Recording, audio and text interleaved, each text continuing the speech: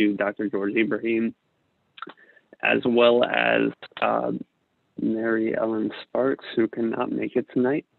But Dr. George Ibrahim is a board-certified general surgeon who is fellowship trained in bariatric surgery and minimally invasive surgery. Throughout tonight's presentation, we'll be open to questions. Feel free to utilize the chat bar down at the bottom. But for now, let's pass it over to Dr. Ibrahim. Thanks, George, for the introduction.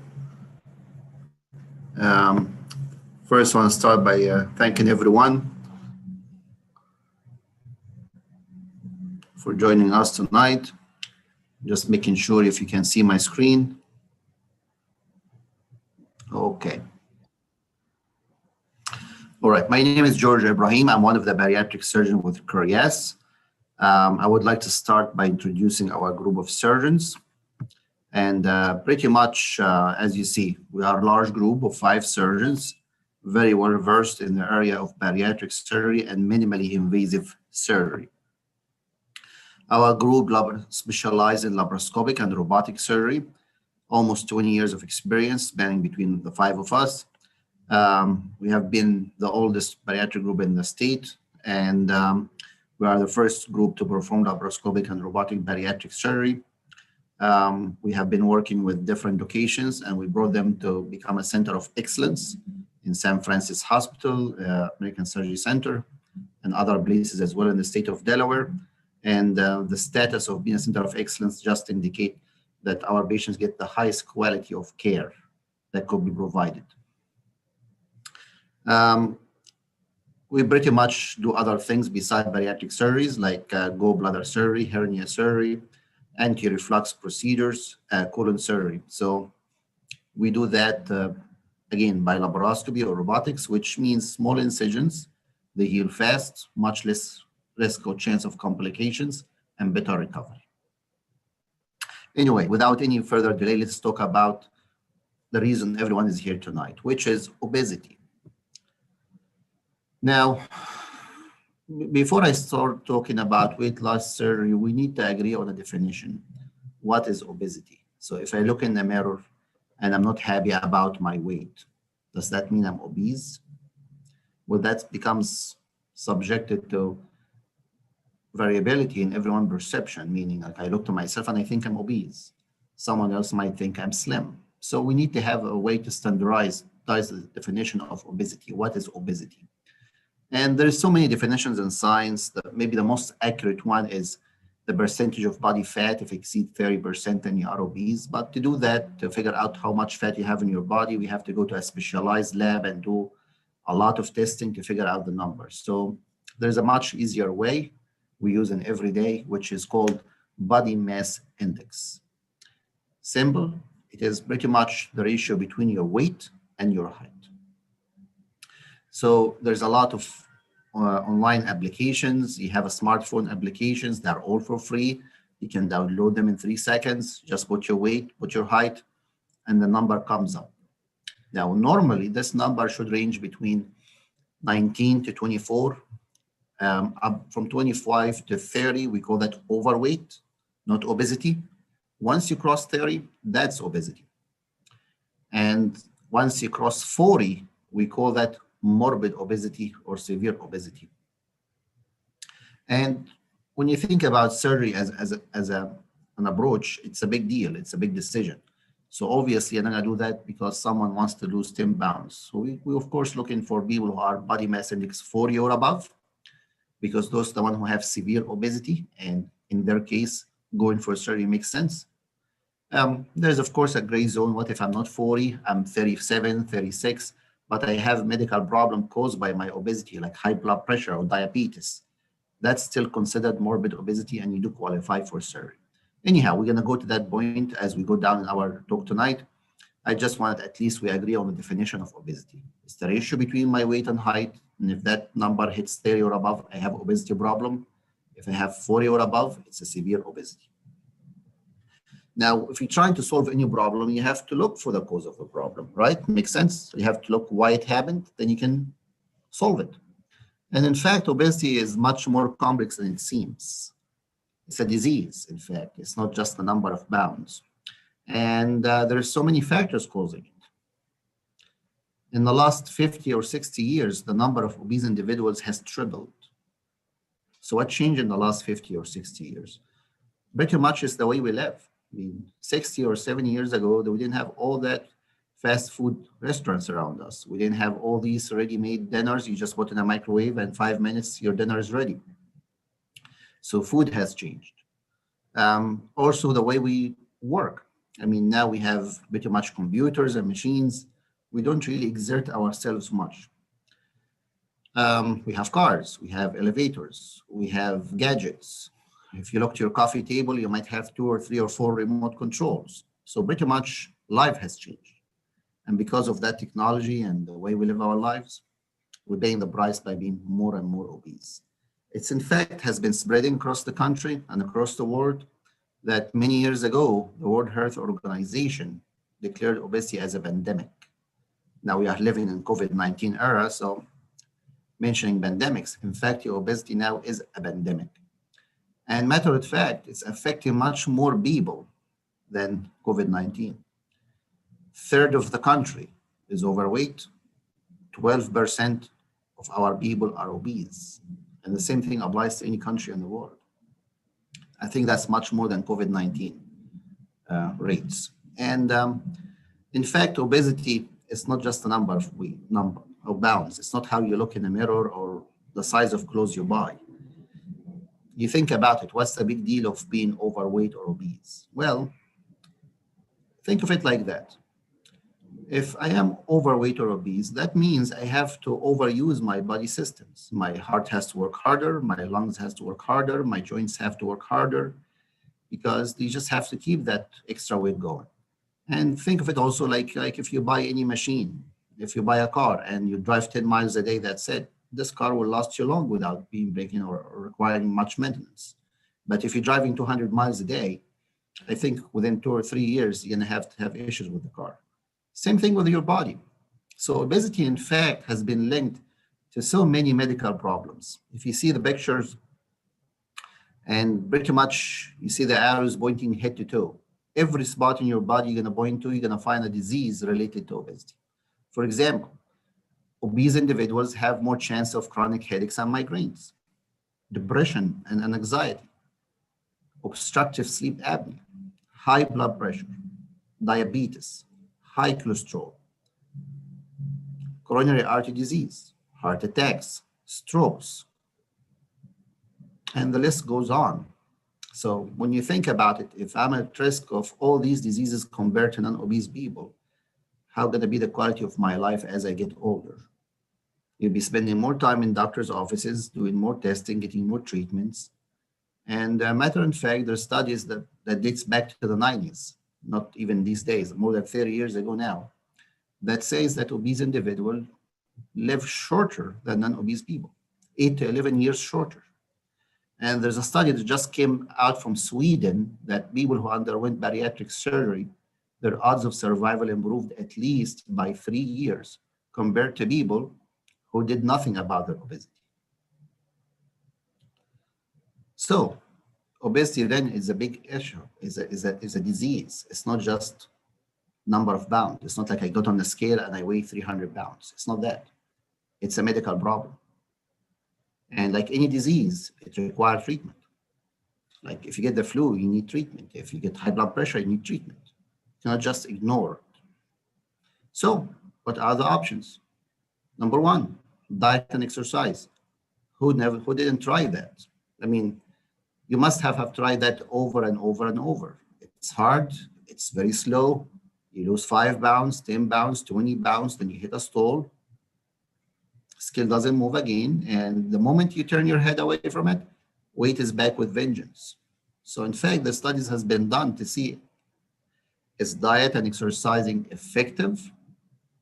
And to our astonishment, the studies show that 95 to 97% diet and exercise fails to treat obesity. You lose less than 1% of the weight and you don't keep it off for even a year.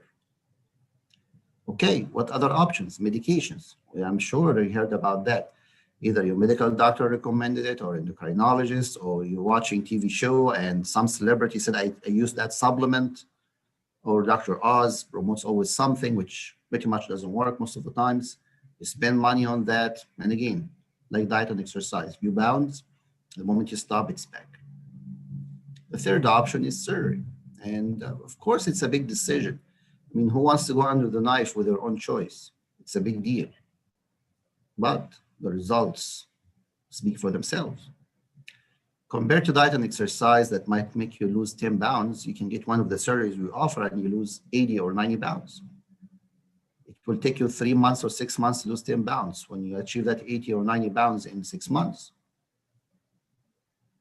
If you follow the diet and the recommendations we give to you, you're going to keep that weight off forever.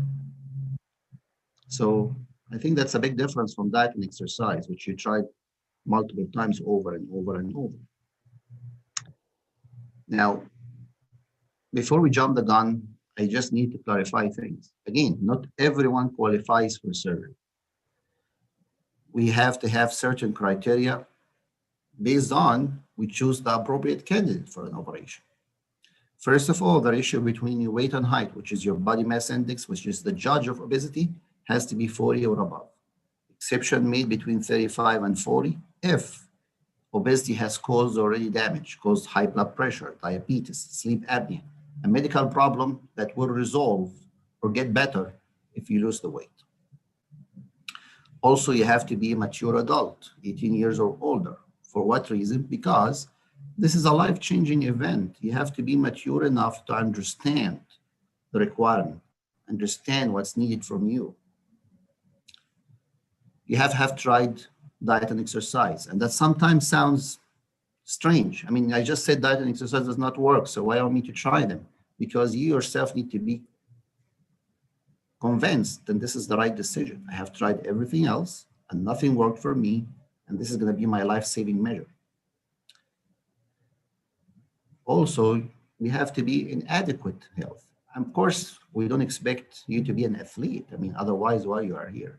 So if you have heart problems, lung problems, kidney problems, liver problems, medical problems, all of our patients do. But these diseases has to be amenable to treatment, not terminal illnesses, meaning it's not like I'm dying of cancer and I'm trying to lose weight. It's not my heart is given up, I'm in terminal heart failure, and I cannot tolerate anesthesia. Then there's no point of doing this. And more important requirement is you yourself to be willing to commit to lifestyle changes, because this is not a magic bullet. This is not an easy solution. It requires hard work, so you have to be up to it. Now, I'm going to start talking about the procedures and the surgeries we do and how they are done and how they work. Now, there's mainly 3 surgeries done nowadays. Number 1 is sleeve gastrectomy. It's the most common, followed by gastric bypass. And the last one is what we call lap band. Now, it's very rarely done nowadays. It used to be popular 10 or 12 years ago, but not anymore. We'll come to that point, of course. Now, before I talk about the surgeries, I want to explain the principle by which these surgeries work. Now, we do believe the source of the problem is the stomach itself. I don't mean your entire belly area. I mean the stomach organ itself. It's the first organ that receives food. When we eat our food, we swallow it. Our food pipes or esophagus deliver the food down to the stomach. Now, when the stomach is empty, it's like a balloon, very small, but it can stretch and accumulate a large amount of food and drink in the same time. Like when you go out, you get a drink, you get an appetizer, you get your main course, all that food goes down to your stomach. And your stomach keep it for itself for like a couple of hours, smush it, mix it with acid, then start to push it down to your intestine to start the digestion and absorption of nutrients. So the problem comes is we keep eating because our stomach allows us to eat more than what we really need. So the idea of any bariatric surgery is to prevent that from happening, to find a way to control the stomach. It doesn't allow to eat that much food that you don't need. For example, in a sleeve, the principle is very simple. We are going to remove a portion of your stomach where the stretching happens, where all that expansion occurs. So the stomach cannot do that anymore. And if you're able to see my picture and the little arrow I'm moving here, we go from the bottom here and move all the way up along your stomach and divide it like that. Then this portion here on the right of the screen, where I'm pointing, is being taken out, removed completely. What do we leave behind looks like a sleeve of a coat. That's why it's called sleeve surgery. Now, this procedure is very effective, give you control on abortions day one.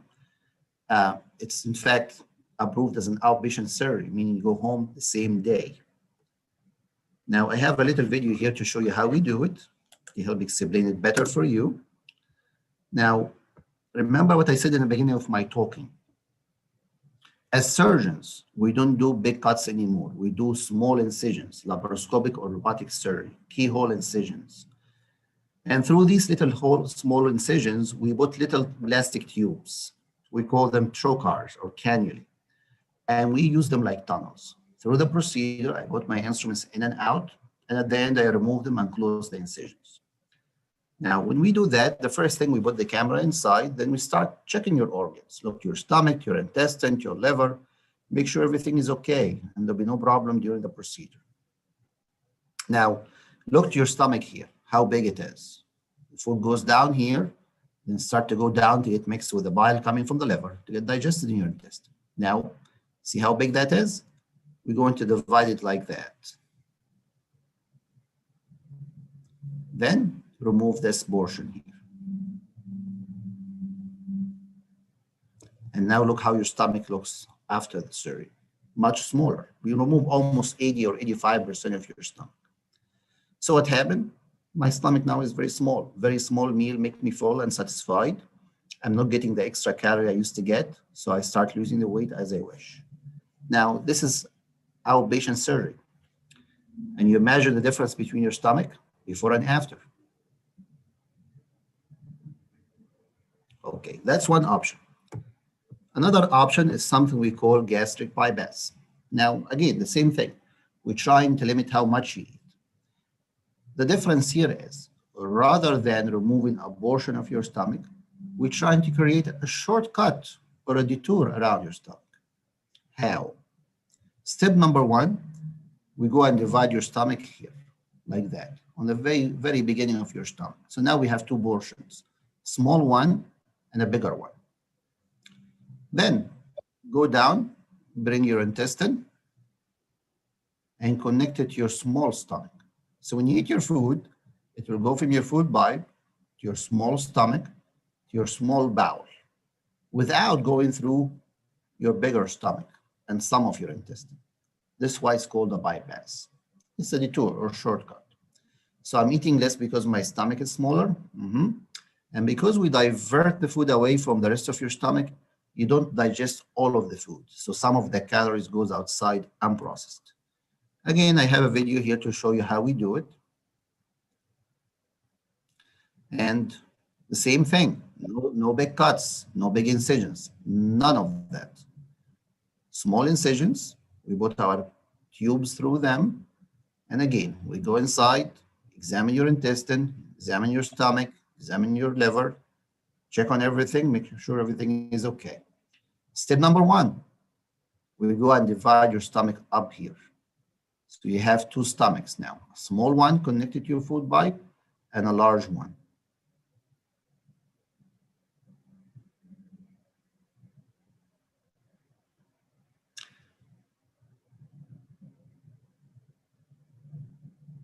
Okay, the upper one. Now we go down your intestine and do the same thing. Divide them, bring one piece of the bowel and connect it to your upper stomach or smaller stomach. Then the other end of the bowel here, we connect it again on the side so it can empty its secretions. Now see how the food goes? From your food pipe to your small stomach to your small bowel without going through this. This is why it's called a bypass. Again, acts like a shortcut or a detour around your bowel and stomach.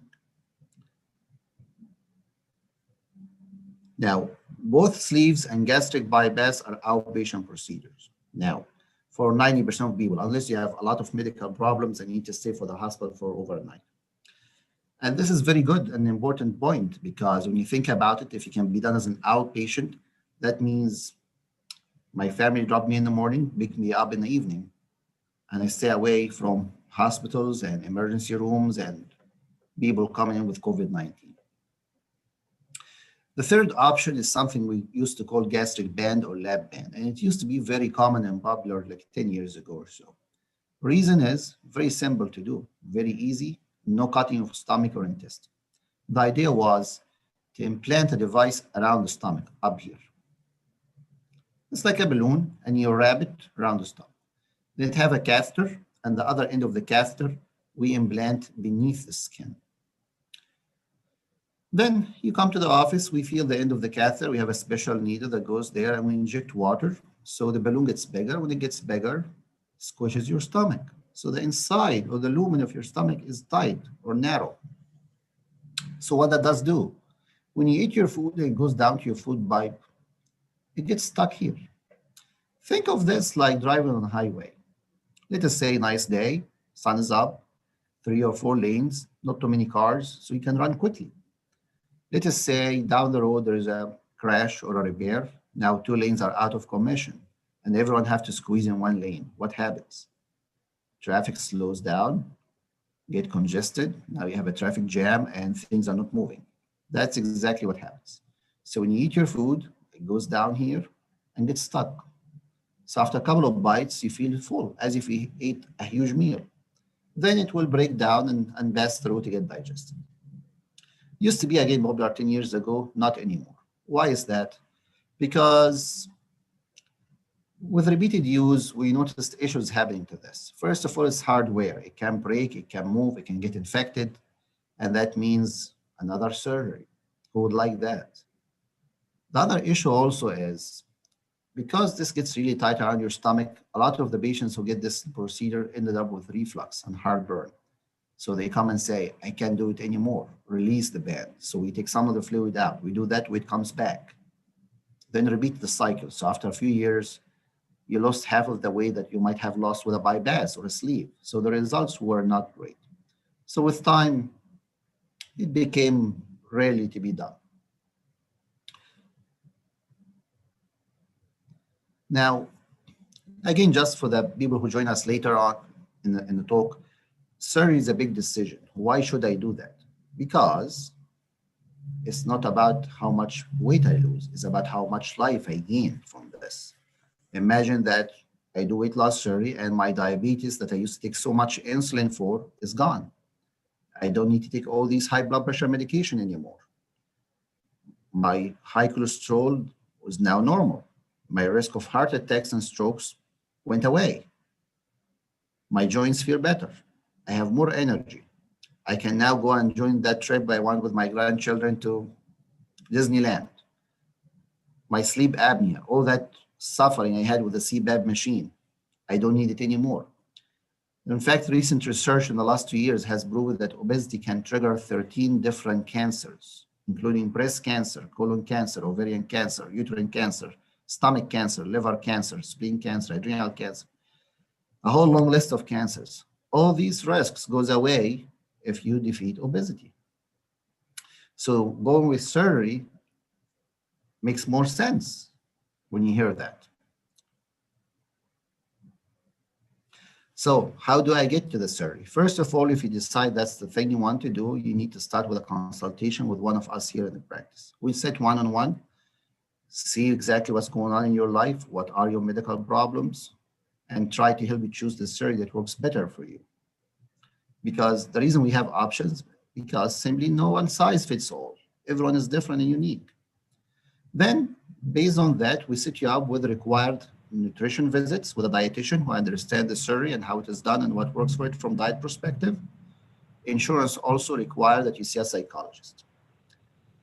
Based also on your medical history, we might need to send you to a heart or lung doctor, get some blood work or x-rays. There's something we call upper endoscopy. It's a camera we drop inside your stomach, check on it before we do any surgery. And once all of that's done, then you qualify for the procedure. So it's a process that takes a few months. Our office staff here is trained. They will help you through it, of course. Now, and that pretty much is the talk we had for tonight. And we are open for any questions. I actually have a question for you, Dr. Ibrahim. Sure. Could you talk to us about the importance of being an accredited surgeon? Okay, of course. I mean, things has changed a lot. In the old times, you went for one surgeon and that surgeon did everything. Like you will have a patient with a hernia, then have a patient with breast cancer, then have a patient with hemorrhoids, then have a patient with an abscess. I mean, that was okay back then, 50 years ago or 40 years ago when science was limited, technology was limited. Now things are different. Surgery is very highly specialized practice. So the reason for that is because back in the day, also risks and adverse outcomes were horrendous. It was common to hear someone went for surgery and came up with a complication. Now this is not acceptable. You go in to do weight loss surgery to improve your life, not to end up with a problem. So having a surgeon who is trained, experienced, that guarantees you that you have the best outcome and almost no chance of complications or risks. And our group has been well experienced, been doing this for 20 years. Most of us are fellowship trained, board certified. We have been working with centers of excellence for years and years now. Fair enough. No, that's definitely good to hear. Again, if anybody has questions, feel free to throw them in the chat bar. Actually, I have a couple more for you, just to pick your brain a little bit, if you don't mind. Sure. Which procedure do you think is most effective? They are all effective as long as you are committed to the process. I mean, you have to look to the cause of obesity. It was pretty much, I mean, I'm not incriminating anyone. It's pretty much we are all victim of our society, meaning the lifestyle that's forced on us, the diet that's forced on us. No one educated us in schools as we grow up about healthy diet. You always hear that word, healthy diet. What that means? I have patients once asking me, I have been hearing that forever. I have no idea what that means. So if you don't know, then obviously your diet habits are not appropriate. So every procedure will be successful as long as you know the right things to do. And this is why it's very important requirement before surgery that you see dietitians. And your visits with them can span between 3 to 6 months, based on the insurance, of course, just to get you the education that you need. I would say the most common procedures are now sleep because simple and easy and straightforward, and you go home the same day. Bypass follows that. But pretty much between both of them, they are very successful procedures. Good to know. Well, speaking of dietitians then, how do nutrition and exercise play into the bariatric process? It's very important. Again, if you look to the source of the problem for obesity, it's not just one factor. There's many factors involved. It's the environment, it's the lifestyle, it's the job we work at, sitting on a desk for 8 hours in front of a computer, it's the diet available, it's how the genetics involved, medical problems. So surgery alone does not work, diet alone does not work, exercise alone does not work. You have to include all of them together. So it's not like one magic bullet that solved the problem. That that makes entire sense. We have someone in the chat asking, what's the downtime after the sleep surgery before you can return to work in regular activity? That's a very important question. Of course, recovery varies from person to another. It's a very individualized process. But you also you have to look to the kind of job you do or work you do. What's your normal level of activity? So if you're doing a desk job, sedentary, in front of a computer or something like that, then pretty much most of people are able to go back to work within 2 to 3 weeks. If the job requires more physical activity, like lifting heavy boxes and pushing heavy stuff, then up to 6 weeks, like some of my patients are working for UBS, for example. So there's no way they can go and drive the truck and deliver these boxes before that. Also, recovery includes physical activity, ability to exercise. The first 2 weeks, pretty much you're limited to walking. 2 to 4 weeks, maybe you can do treadmills, bikes, ellipticals, stuff like that, cardio stuff. Then after a month, you can start doing weights and things like that. In the chat, Are there any complications post-op from the bypass or sleeve that may vary from one to another? And what are potential complications post-op? Okay. Now, of course, any surgery have complications, but the one thing unique to bariatric surgery is we have time to prepare and prevent them. For example, I mean, if you have appendicitis, you are in the ER in the middle of the night and you have an infection and your wound gets infected after surgery, well, you didn't have much of time to take precautions to prevent that. Bariatric surgery is different. We have time to check on everything, send you to the medical doctors you need, optimize your health, so your risk of complication is less. Now, nationwide and worldwide, the risk of complications after surgery is less than 1%, which is a pretty small number. Now, if there's a difference on the long-term outcomes between a sleeve and a bypass, let us talk about that. When you do a sleeve, you're making your stomach very small. So sometimes the side effect of that on the long run is heartburn. Now, if it's a mild problem, you can control it with just avoiding certain foods. There's medication for heartburn and life is good. So if you're coming from the door to ask about weight loss surgery, and let us say you have very bad heartburn, you have bad GERD, bad reflux, then a sleeve is not a good option. You should consider a bypass, which in fact does treat reflux. 94% of people who had reflux before bypass reported that completely resolved after the surgery. Also, bypass, remember when we were talking about how it is done and how we reroute food away from your stomach, I mentioned you don't digest all of your food. So that also includes vitamins and minerals. So there's a risk of anemia. Of course, we know about that, so we prevent it. How? We ask you to take your vitamins and supplement, never skip, and every year or 6 months, we check the levels to make sure there is no deficiencies happening. So it's all preventable. There's one limitation to a bypass compared to sleeve. For example, when we connect your stomach and intestine together, these connections can get ulcers. Now, ulcers do not just happen by themselves. There's a trigger for them, like what? Stress, medications like Advil, Motrin, Aleve, naproxen. So if someone comes and they have bad knees and they need to take these medications on a daily basis, then a sleeve is better for them than a bypass. And it goes on. Of course, this is the reason we have consultations, because when we meet with an individual, now we're tailoring the process for that individual to see exactly what their health needs are, so we can help them choose the surgery that have the least chance of any risk or side effects to them on the long run. I hope that answered the question. We have 2 more questions, and then we'll have to wrap it up just due to time constraints. One person asked that they had the gastric sleeve in 2011, and their weight fluctuated up and down over the years, but then they gained weight over COVID during that 5 months. What should they do? Well, in fact, COVID affected so many people. I'm seeing so many people now coming back because of that. It's a very stressful situation. People worried and anxious about the outcome. What if I get infected or have the disease? So I'm staying at home. That means I'm unable to exercise. I'm unable to go to a gym. I'm not unable to go out as I used to. So now I'm sitting, working from my living room, and guess what's sitting next door to me? It's the fridge.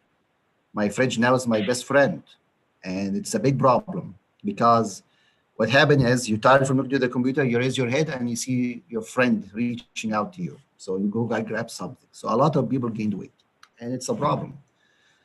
Because in fact, if you are obese and you catch COVID-19 and you get sick from it, you have double the mortality and morbidity of the disease. So obesity is not something to have with COVID-19 for sure. So always retrace your step, see what's going on. There is so many things you can do to break that cycle, being at home, depressed, and snacking more than you should. First of all, we have to retrace your step and see, are you following the diet? Are you counting your calories? Are you focusing on proteins, snacking? And there's options you can do. Seeing the dietitian again never harms. Give you a refresher on the stuff you learned. You just forgot because it's been almost 9 years. There's also medications that help you to suppress your appetite and get on track. There's exercise you can do at home. And there's so many advices we can give. But it seems that a talk should be done one-to-one, not just over a seminar like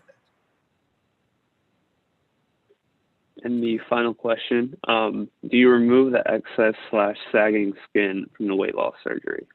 Well, I don't do that personally, but there's a lot of good plastic surgeons around us. And once the time comes for this, we do refer you for them. But this is not going to happen right out of the bed after surgery. I mean, you have to think about it. First, you need to lose the weight. And losing the weight is a process. It happens very quickly in the beginning and slows down gradually until you reach your goal. So the thing is, with such a procedure, removing the excess skin, you don't want to remove it, then you lose more weight. You don't want to remove it and you gain few pounds. You don't want to do that. So you have to wait until your body has stabilized. You reach the bottom and pretty much you are in the place where you want to be. And usually that's around a year and a half out of the surgery. So by then, everything is okay. We send you to one of the plastic surgeons and they take care of the problem. Good to know. Well, thank you again, Dr. Ibrahim, for coming and hosting this for us and with us. And thanks again to everybody that came to learn a little bit more. If you have any more questions, feel free to call us, reach out to us through Facebook or any other stream that you can really reach out to us by. So thanks again, everybody. Have a good one. Thanks.